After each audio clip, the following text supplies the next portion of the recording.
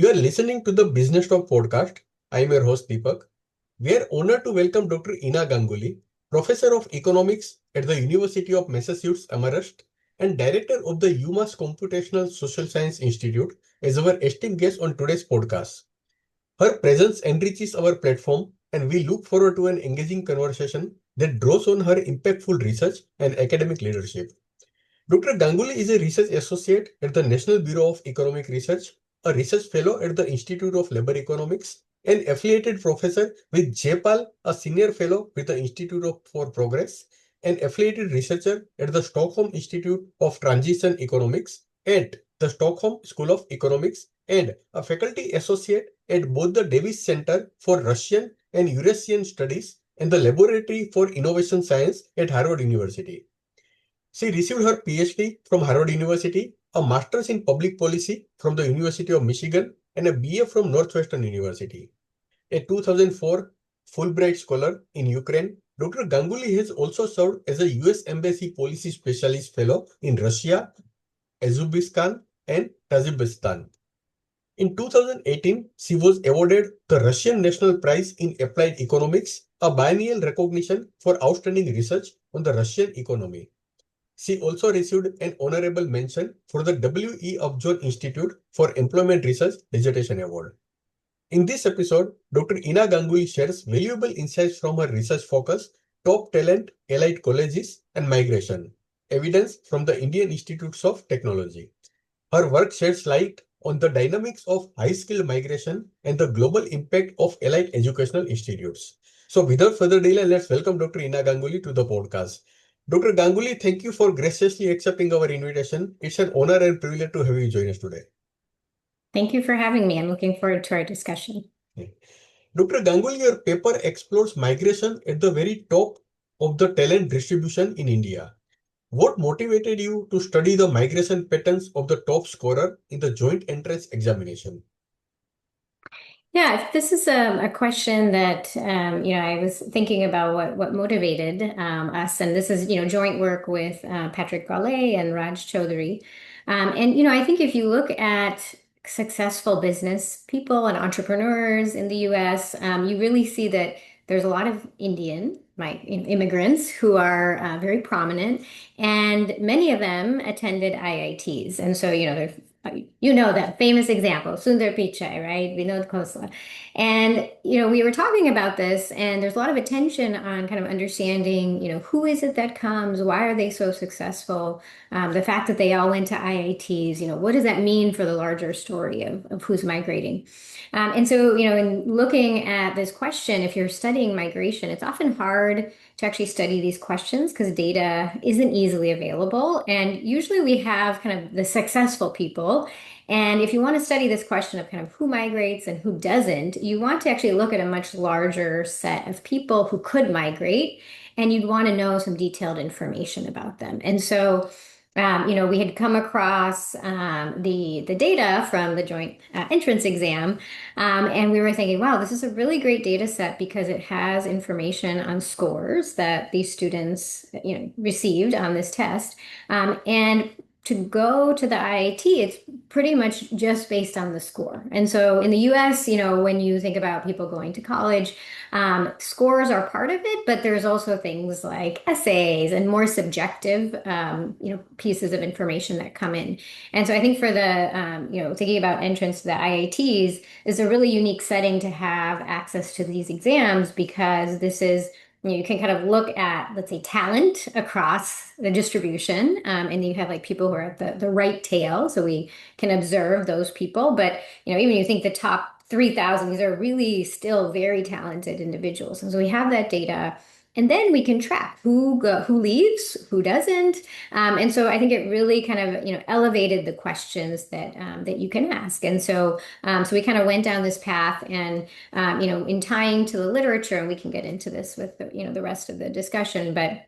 And there's a lot of questions around what role does the IIT play? Would, let's say, Sundar Pichai, would he have still come to the US, been so successful if he didn't go to an IIT? And so those were some of the questions that we were trying to get at. Very insightful. Doctor, you find that 62% of the top 100 GE scorers migrate abroad, mostly for graduate school. What does this tell us about global demand for exceptional talent? And how did this figure surprise you at all?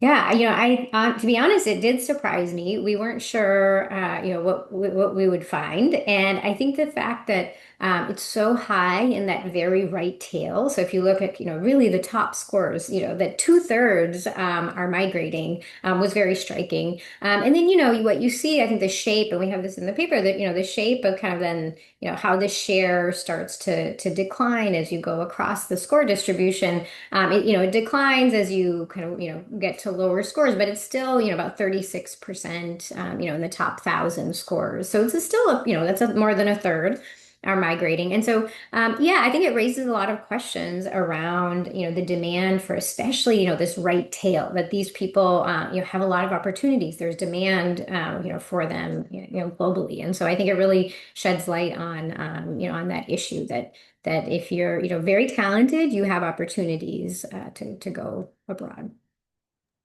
Professor, among students with similar JEE scores, attending a top 5 IIT increases the likelihood of migrating by about 5 percentage points. What makes these specific campuses such strong launchpad for international migration?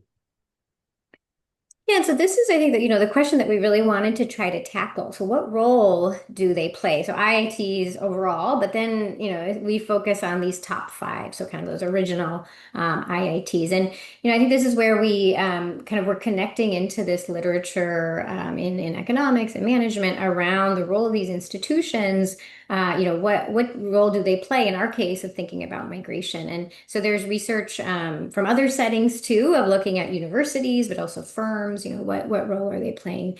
And if you think about what role do they play? Well, when you go to the university, these IITs, they're attracting very talented individuals, right? So the top five, it's really, those top the people who score the top scores on the JEE. So there's the question then, is it that they're just attracting the best students, or is it something that they're learning there, right? So their human capital is increasing, and that's then leading them to go on and be more successful or to migrate. Or is it something else? And this is where I think the interesting part of the literature points to network effects, right? So you go to these universities, and then your classmates also become very successful. So they're part of your network. There's also faculty, right, who are part of your network who have connections abroad. And so these are, kind of different hypotheses of, what is it that's actually leading to individuals who go to, especially the top five, that they're even more likely to migrate. Now, we also kind of, get into this natural experiment at BHU that, is had a very interesting change that allows us to kind of tease out some of those questions. Dr. Ganguli, your study uses a unique natural experiment involving IIT designation for BHU. How did this policy change help isolate the signaling effect of an elite college degree? Right. Yeah. So this is where, one of the hypotheses is that there's a signaling effect, right? And so essentially, once you get that kind of IIT brand, it's going to signal something, let's say, about your quality, your ability that otherwise isn't observable to, let's say, people, at firms in the US, let's say, or graduate schools. And so it's tricky to tease that out because how do you separate that from the other things around, let's say, the quality of your education? And so again, literature has pointed to this, that there might be this signaling effect.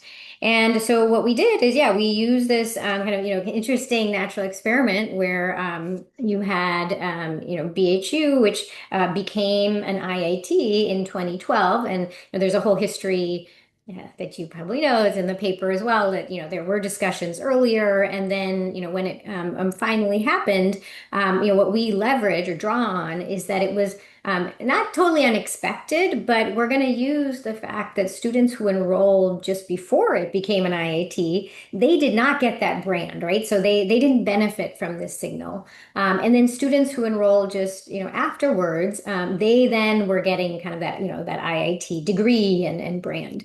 And so what that does is it provides this nice setting where we can say that everything else more or less of at BHU kind of stayed the same. So the we checked some of these things, like faculty didn't change a lot, maybe resources, all of those things.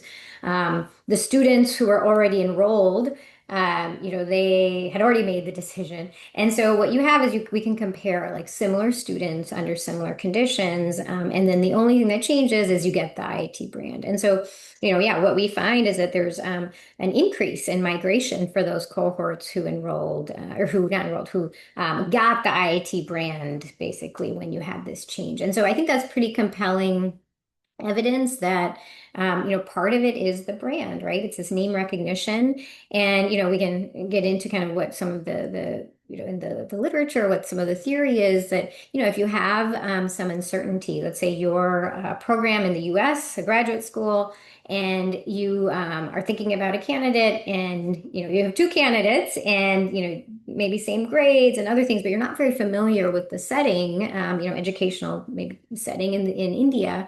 How do you choose between these candidates? Well, if one went to an IIT, and that's something that you associate, right, with some quality or higher ability, then you're going to go for that applicant. And so again, it solves this kind of information friction that can occur. Or if you're a firm, kind of the same way, you're hiring workers, and here you kind of aren't sure about the quality, but this again, coming from an IIT, then you would hire that student. And so we did in the paper, we kind of probed this because there's all these questions like, well, could it be actually that the quality of the students changed, or maybe the education changed? But we do some analysis also with kind of, other engineering schools nearby, and kind of again show that, it really looks like something that was happening just with BHU. So yeah, that was one piece of the paper that we looked at that. You also explored the role of alumni networks. What evidence did you find showing that faculty network in US graduate program, especially in computer science, help IIT graduates access elite PhD tracks?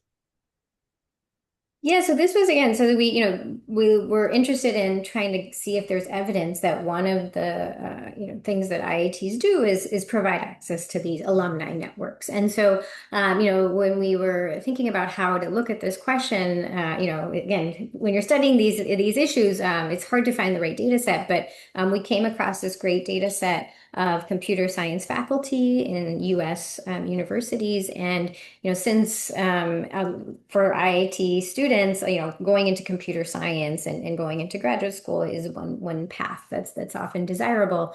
So we thought, okay, let's look at computer science, who goes on to do a PhD. And what we leveraged is that in the US, some departments have faculty that come from certain IITs and not others.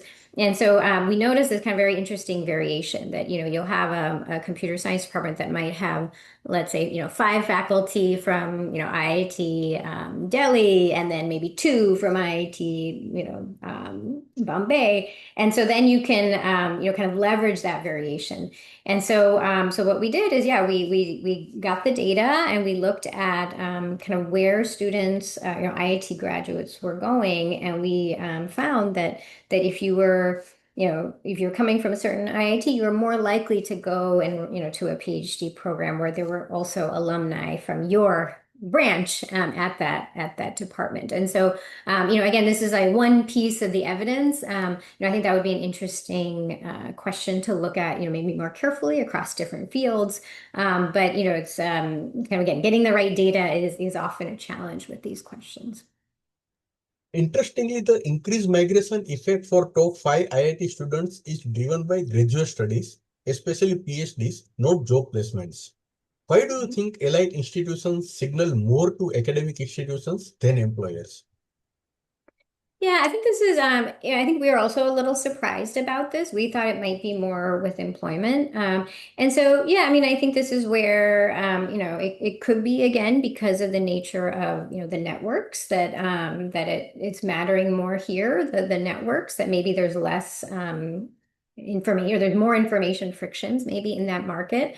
And then, obviously then one issue is around who then is able to migrate. And so, if we think about, immigration policy and visas, that works very differently in firms than in universities. And so actually for universities, right, it's you can get an F1 visa once you're admitted. It's, much more, the path is very clear to migration. Whereas in firms, right, then there's like the H1B and it's, there's the cap and, like, there's a lot more uncertainty. And so I think what, the idea that we had is that we could explain this with, that those networks and signal, because they're kind of directly admitting people from the IITs, that's where we're then observing this. But I think that's a good question to that. I think, more work and also I think looking at more recent data, right? So we're using information from the JEE from from the 2010s, right? And so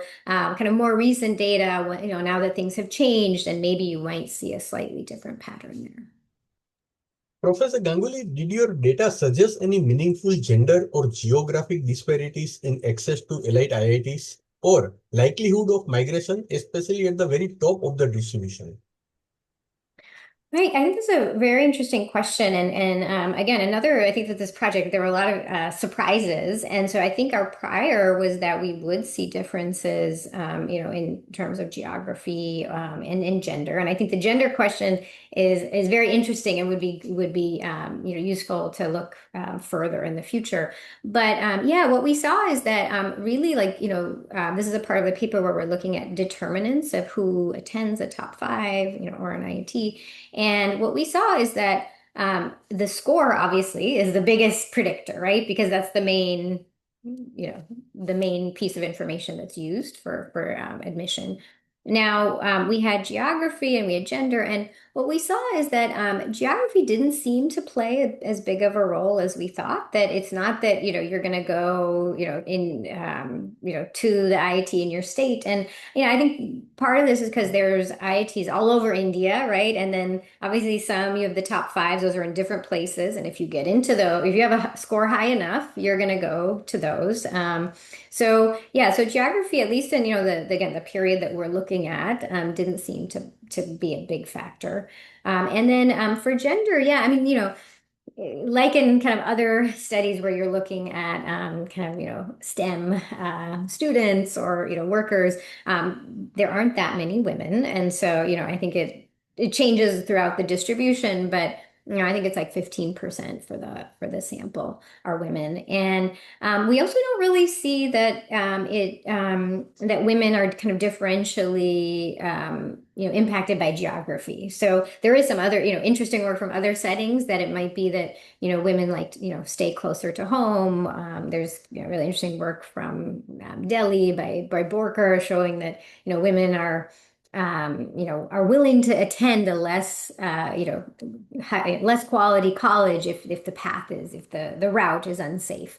But in our case, again, I think it's because these women in the sample, they're so talented, right? They're scoring so high, and I think they tend to be going to where the best IIT that they can go to. So that seems to be the pattern, and again, really, it's the score that's the biggest predictor, which is not unsurprising, perhaps. Given the clear role of elite institutions in shaping migration patterns, what implications does your research hold for Indian policymakers concerned about brain drain? Right. Yeah. And I think this is, I think the reaction to our paper, made us think a lot about these questions more. And these are the questions that I think about in my work more generally. And I think we have come to see evidence that there is, this brain gain element. And so, we don't study these necessarily in our paper, although I think the network effect actually also sheds light on this, right? That if you have people who go abroad, one of the benefits is these networks. And so you can get, let's say students, going, but, we didn't look at this in our paper, but there might be other ways that, let's say the faculty who are the IIT alumni, they might be, connected to India in other ways, right? And so you might get this knowledge diffusion back. Or they might be involved in Indian institutions, going back. I think, there's a lot of, programs also, right, for international collaboration, funding, also teaching. I actually, spent some time at IIT Indore several years ago to do some teaching. And so I think there's, these kind of mechanisms to try to involve, right? The diaspora. That being said, yeah, I think, the brain drain question is an important one, especially I think in light of the pattern we're showing that if, at the top 100, if you have two-thirds migrating, is that really what India wants to invest, right, in these students, they were educated through college, and then to have them go abroad. And so, I think what I think is helpful then though to think about is that, yeah, okay, the top 100, but actually, the top 1,000 is still very talented, right? These are very like brilliant students who are getting these scores, these high scores. And there a lot of them are staying in India. And so, you have a lot of there's clearly this right tail is going. But I think also updating this analysis to see, yeah, are they coming back? What are the connections? I think getting more at those brain gain issues, like how are they contributing? I think we need to know that to know the full story going forward. Professor, do you see any promising models such as research parks, startup ecosystem, or remote work that could encourage more top JEE scorers to stay in India post-graduation? Yeah, I think it's a good question. I think this is where the fact that in our data, at least, that a lot of them were, migrating for graduate school, that puts a wrinkle in it because then that suggests that people are leaving to study, and it's hard to do that remotely, right? And if you want to go, get your PhD from MIT, you can't do that in India. That being said, I think again, if you think about that distribution, opportunities in India for these very talented individuals. So like you were mentioning, I think there's a range of different, policy tools that could be used. I think we've seen this in other settings, and India has some as well, right? Ways to engage, so through universities, so coming back to teach at an IIT, right? That's also that's a path that people take. And so I think those kind of settings and, having a great research environment in India, I think is probably one of the best things to ensure that. But, there are, kind of returnee programs that some countries have used. I think they're a bit controversial maybe, but I think in this period right now, when actually like in the US, there might be changes. There might be an opportunity actually to have people return, or we'll see how things play out. But maybe thinking about programs that can try to incentivize people to return with through salary or other benefits, right? That could be an interesting model to use because I think one thing that obviously there's salary differences, there's differences into the intellectual environment, but it's possible to try to maybe recreate some of these places that are so desirable in the US as well in India. Professor, I would like to conclude with one last question. If you were to extend this study, what would you want to explore next? Perhaps migration patterns among top female scorers, outcomes in other allied Indian institutions, or the long-term trajectories of those who stayed? Those are all excellent ideas, and I think I would definitely agree that they are all important. As I said, I think the gender question I think is interesting that, at least in this analysis, we didn't see much difference. And so I think that's also kind of something interesting to point out. But I think what you described, I think are all interesting points. And so kind of, yeah, we were focusing on the IITs, but, there's a lot of great institutions in India, right? Like it's a really dynamic place, a lot of very good universities. And so looking, at a larger sample, more data is always great. And I think, trying to maybe tease out further some of these mechanisms. And also I think that the brain gain question, how are people contributing? Can we kind of measure then ways that, even though you have this direct, let's say, loss of human capital, what are the other ways that they're benefiting? And I think one thing that I'm also interested in is, we were just focusing on the GE, the general exam, but there we have data there from other groups like Schedule Cast, and one thing that's kind of interesting is you see less migration among that group. I mean, in our sample, we have kind of fewer of them, but I think that also is kind of an interesting question as you have, students who are, also going to these top 5 IITs, but their actually likelihood of migrating is lower. And so, why is that? What are the mechanisms? Is it the networks, or does the signaling work different? I think there's questions that would be interesting to pursue. Dr. Ina Ganguli, thank you for sharing these fascinating insights on how elite institutions shape the global mobility of top talent. Your research offers valuable food for thought on the interplay between education, migration, and opportunity. We are confident our audience will gain powerful insights from this episode, and we look forward to featuring your future work on this important topic. Thank you once again. Thank you so much for having me. I really enjoyed talking with you. Thank you.